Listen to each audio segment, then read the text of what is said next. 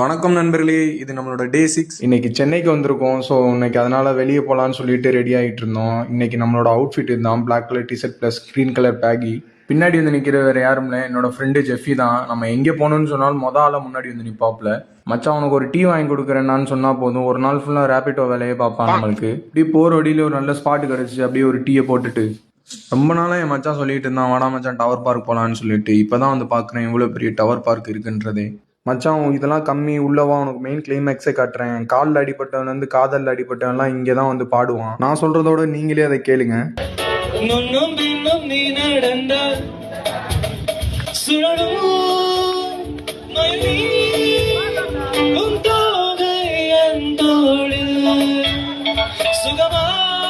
இந்த பாட்டு கேட்டு எங்களுக்கே டிப்ரெஷன் ஆயிடுச்சு. அந்த டிப்ரெஷன் வழியில் ஏதாவது சாப்பிடலாம்னு சொல்லிட்டு வெளியே போனோம். போகிற வழியில் ஒரு அத்தோ கடையை பார்த்தோம். அண்ணே செம்ம பசியாக இருக்குது, எங்களுக்கு ஒரு 3 எக் ஒத்தா மட்டும் கொடுத்துருங்கன்னே அண்ணே நமக்காண்டியே ரொம்ப ஸ்பீடாக பண்ணாங்க.